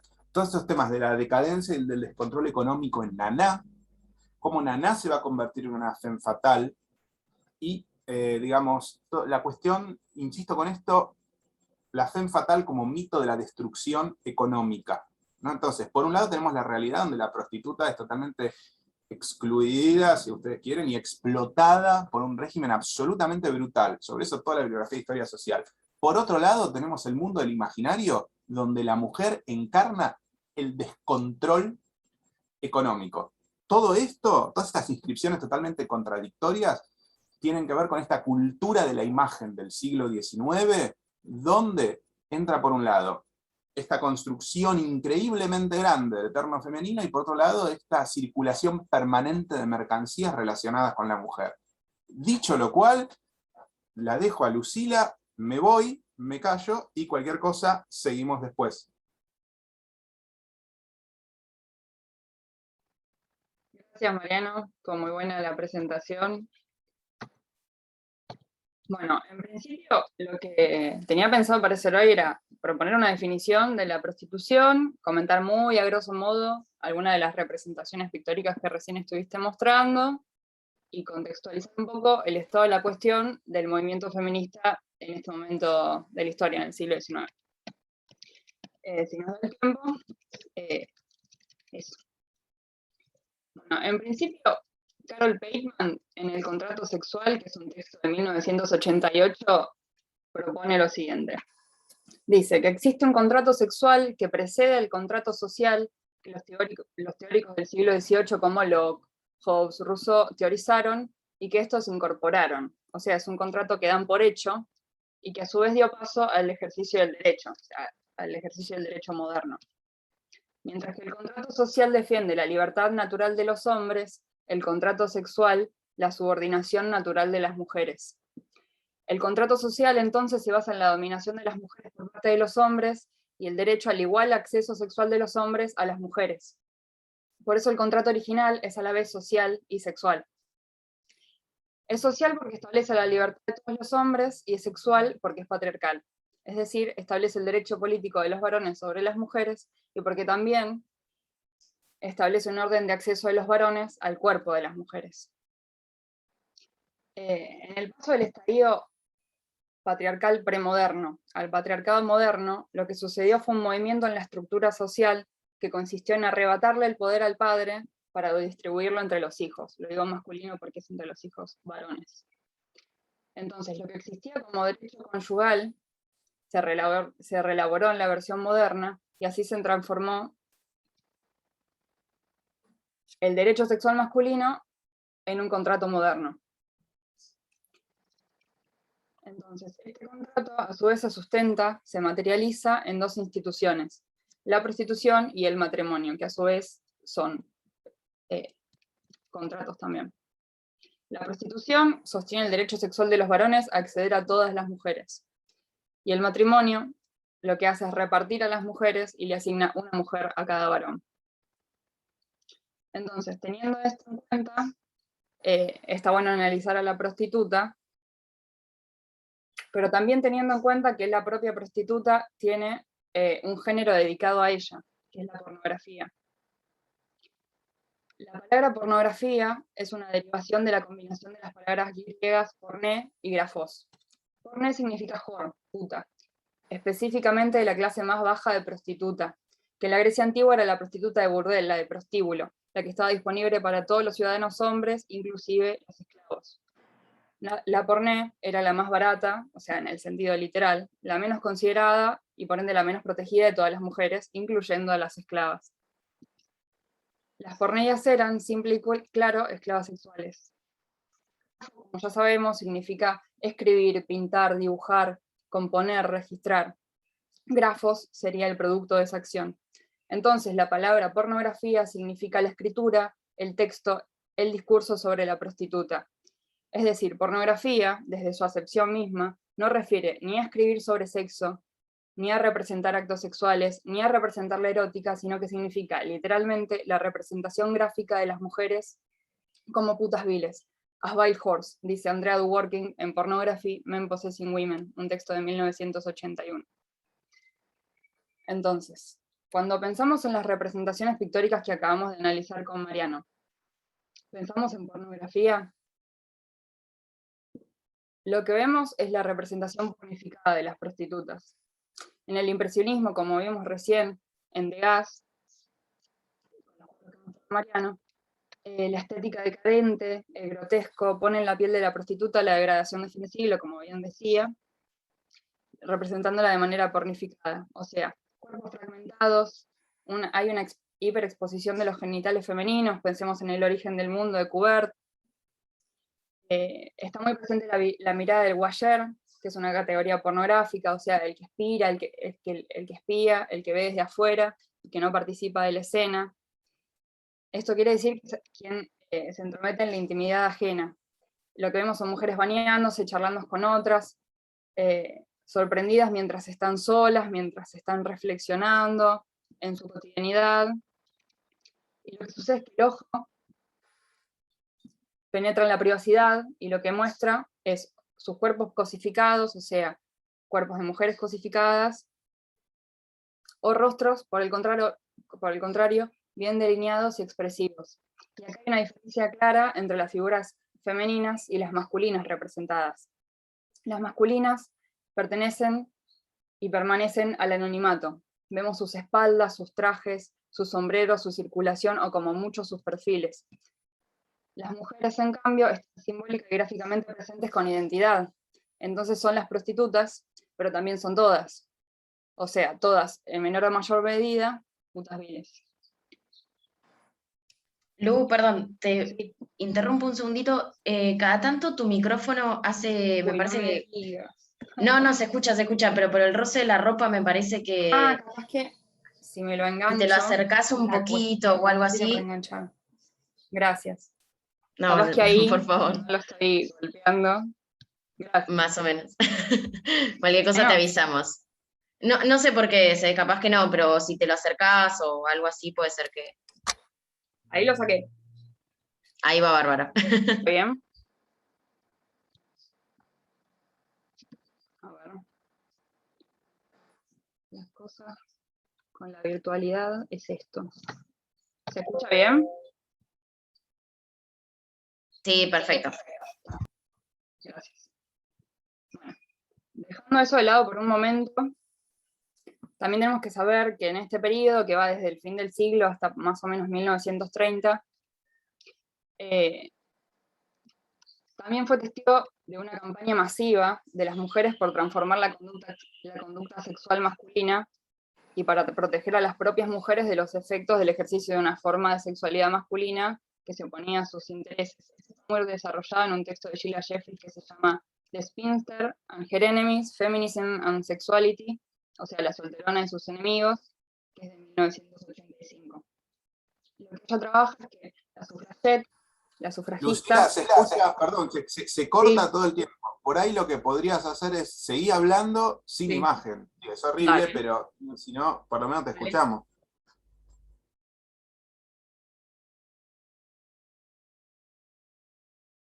Estás muteada.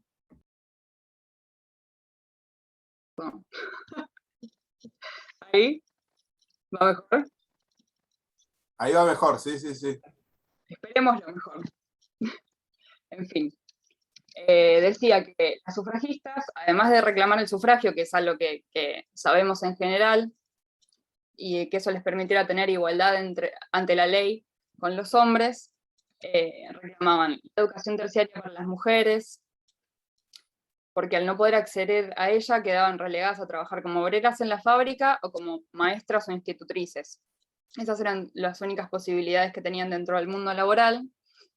Como decía Mariano, eran muy explotadas, era mal pago su trabajo, aún cobraban el mismo monto que los niños.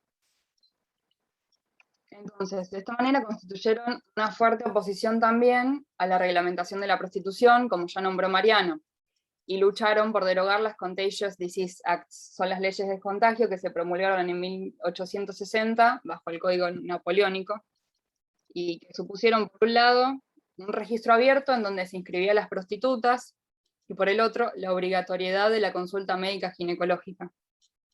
O sea que ahora, las mujeres en situación de prostitución no solamente debían vivir y sobrevivir a las violaciones de sus prostituidores, sino que también están expuestas a la arbitrariedad de la brutalidad policial, que las podía detener, revisar, golpear, violar, al igual que la consulta ginecológica. Hay un texto de Judy Walkowitz que se llama Prostitution and the Victorian Society, Women, Class and the State, de 1980, que recopila toda esta información, la trabaja, y a su vez recopila testimonios. Uno de ellos dice que durante la consulta ginecológica, la introducción del espéculo funcionaba como una violación instrumental. Entonces, es esto. Están todas muy sometidas a la violencia. También es un momento en el que la prostitución se industrializa, siguiendo lo que dijo Mariano, o sea, empieza a funcionar de manera extendida, se globaliza, ahora funciona en bares, casinos, music halls, teatros, hay que tener en cuenta lo que pasa en Naná.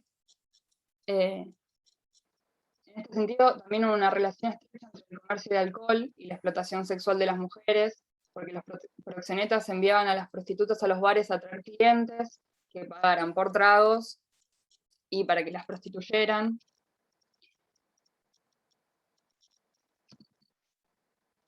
Entonces, las feministas, ante todo esto, además de realizar protestas de acción directa, esto se ve bien en la película Suffragette, la de 2015, en donde hasta se ve la representación de la muerte verídica de Emily Davidson, una sufragista que en una carrera de caballo se atravesó en la pista levantando una pancarta sobre el sufragio, y bueno, murió aplastada por un caballo. Además de eso, de la acción directa, repartían panfletos y manifiestos.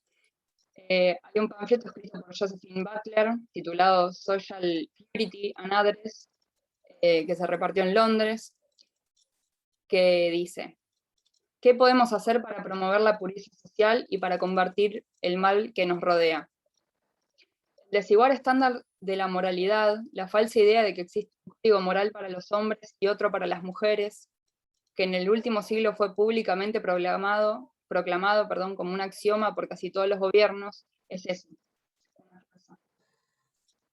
Así que ya les digo, también existía a través de escribir manifiestos y repartirlos para que tuvieran un poco más de alcance. Lo que resulta interesante destacar, me parece, es que a comienzos del siglo XX, pero muy relacionado con fin de siglo, hubo una reacción por parte de la hegemonía. Por un lado, a la incipiente movilidad de las mujeres, que se tradujo en libertad. Estamos hablando ya igual de luego de la Primera Guerra Mundial, porque algunas mujeres estaban eligiendo no casarse, ahora tenían la posibilidad de hacerlo, o sea, estaban eligiendo ser independientes económicamente. Y por el otro lado, también una reacción al largo trabajo realizado por las feministas. Esta reacción se tradujo en el surgimiento de la sexología, la ciencia del sexo. Hay que recordar que el siglo XIX fue el siglo del surgimiento de las ciencias aplicadas, como seguramente ya trabajaron un montón. Y bueno, pero con ello surge la tipologización, la categorización y el análisis exhaustivo, de la naturaleza y de la sociedad. Entonces, así como los hombres de ciencia tipologizaban plantas, especies, animales, lo hacían también con lo que encontraban que era la manera justa y correcta de llevar a cabo la sexualidad. Sheila Jeffries, en su artículo Sexology and Anti-Feminism, trabaja esta respuesta desde la hegemonía a la denuncia y praxis opositiva de las mujeres. Sucede que no solo las feministas sostenían la amenaza que representaba la sexualidad masculina, sino que estaba también extendida entre todas las mujeres. Por lo tanto, de la mano de la crítica a la prostitución, a la reglamentación de la prostitución, vino la crítica al coito mismo, como institución de subordinación femenina. Dice Jeffries que a finales del siglo XIX hubo feministas que estaban preparadas para cuestionar el coito. Estaban organizadas para decir que era riesgoso para la salud de las mujeres, que conducía a embarazos no deseados o que forzaba a las mujeres a usar formas tecnológicas de contracepción, que las reducía a simples objetos para uso de los hombres, que humillaba a las mujeres y las convertía en meras cosas. Las enfermedades de transmisión sexual contraídas a través del coito eran peligrosas para la vida de las mujeres. Como respuesta a esto, la sexología acuñó, como saben, o como seguramente han escuchado en algún momento, el concepto de frigidez. Este se acuñó en 1920, por el que se considera el padre de la sexología, Henry Havelock Ellis. Publicó en 1912 The Task of Social Hygiene, como nombraba Mariano, la preocupación por el higienismo, por la higiene social que estaba en boga. También escribió otros textos, como un estudio de las características sexuales secundarias y terciarias, este es anterior, de 1894. Encontré que también tradujo Germinal, de Solá, en 1897. A grosso modo lo que propuso, primero que fue reconocido como análisis que sentaron las bases de la primera revolución sexual del siglo XX, que la teoría ubica en 1920. Lo que proponía era una sexualidad masculina activa y agresiva por naturaleza, teniendo una contraparte, la sexualidad femenina, como pasiva y sumisa, y lo que es más, masoquista. Esta es otra de las razones por tan buena recepción en el siglo XX. Por lo tanto, también apareció aquí, en este momento, la elaboración del concepto de frigidez. Igualmente esto estuvo primero trabajado por Freud para referirse a las mujeres que no podían experimentar placer sexual y llegar al orgasmo que llamó vaginal, justamente durante el coito. Y bueno, esta también es otra reacción al movimiento feminista, pero más temprana, porque es de principios del siglo. Piensen que la interpretación de los sueños se publicó por primera vez en 1900. Hay infinita cantidad de obras dedicadas a estos temas. Una de ellas son Frigidity in Woman in Relation to Her Love Life, de William Steckel. Hay otras que se llama Ideal Marriage, de Van de Velde. Había como un acuerdo que ubicaba la causa de la frigidez la mayoría de las veces en, cito, el lesbianismo, la masturbación y la constipación. Entonces lo que sucedía es que la frigidez lo que significó fue la ausencia de la emoción, la admiración y el entusiasmo por el coito, no del placer experimentado, del placer sexual experimentado por las mujeres, porque de hecho sí tenían el lesbianismo y la masturbación, sus ejemplos. En fin, todo esto nos lleva a pensar la categoría de la femme fatale. Se trata de una mujer, como ya dijo Mariano, que utiliza su sexualidad para engañar o hacer abdicar a los hombres, vía el mito de la maldad femenina. Mariano nombró a Lilith, pero me parece que es importante mencionar también, quizá el epítome dentro de las elaboraciones patriarcales, que es el mito bíblico de la traición de Eva, ¿no? La traición a la ley del padre, o sea, su transgresión, que como consecuencia condena a toda la humanidad.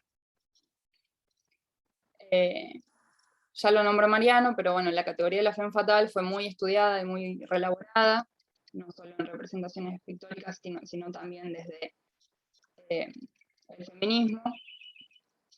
Millet, en Política Sexual, define a la femme fatale de fin de siglo de Tennyson, el autor que mencionó Mariano recién en uno de sus poemas, en Idylls of the King, diciendo: representa esta la carnalidad desprovista de la sensibilidad más elemental. Es una trampa vaginal, una vagina dentata, una culebra insidiosa. Lo que sucede durante el victorianismo es que el hombre, en la tradición victoriana, es el portador del espíritu y la hembra es del cuerpo animal.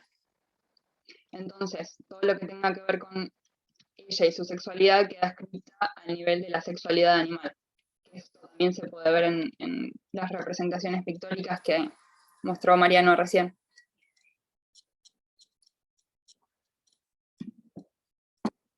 Después,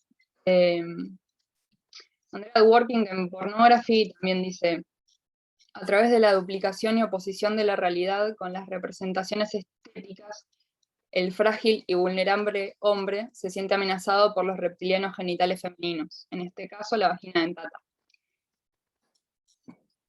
Lo que sucede, en realidad, es que las mujeres que se desvían, cierro cita, las mujeres que se desvían, que escapan de la definición masculina, son construidas en la mirada masculina como monstruosas, como depravadas, como zorras. Dado que todas las mujeres en algún punto se desvían, dice Dworkin, todas las mujeres son vistas hasta cierto punto como monstruos con apetitos, que si se desatan podrían y podrán tragar y fagocitar al hombre.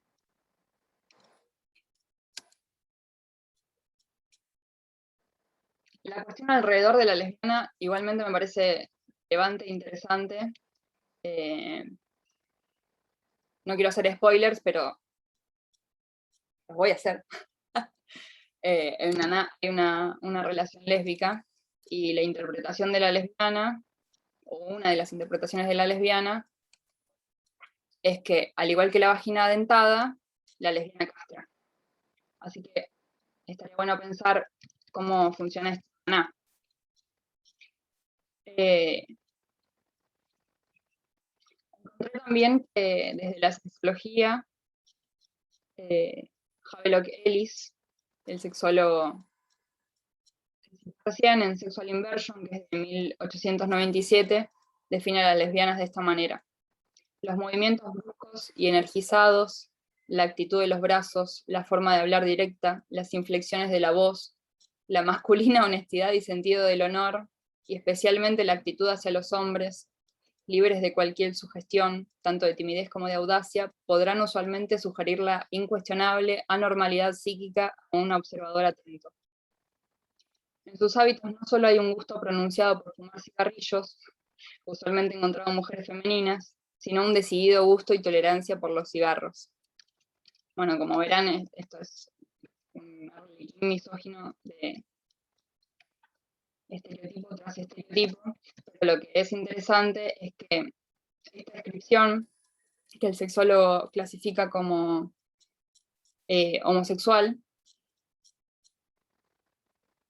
tiene relación directa con las formas de conducta que encontraron que tenían las spinster feminists, las nuevas mujeres, o sea, las feministas de fin de siglo, que habían sido muy criticadas por los antifeministas. Entonces los sexólogos asociaron la inversión sexual en la mujer con el feminismo para desacreditarlo, para desarticularlo. Ya van a ver cómo funciona esto en Naná, pero está todo esto, bueno, además la cuestión de que era algo que funcionaba mucho. Tenía muy buena recepción dentro de la literatura, ubicar relaciones lésbicas.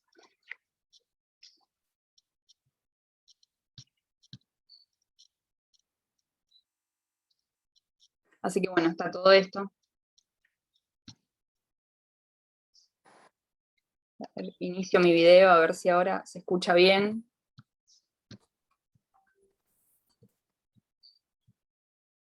¿Se escucha bien?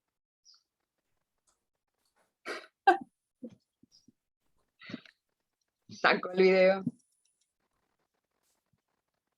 Ahí está, ahí veo que Mariano en el chat compartiste la carpeta. Tengo también, no es por el video igual. Bueno, sigo y me preguntan. Tengo también un punteo de los textos que les puedo compartir. Y bueno, ahí está la carpeta, están los títulos y los PDF. Así que gracias por su escucha.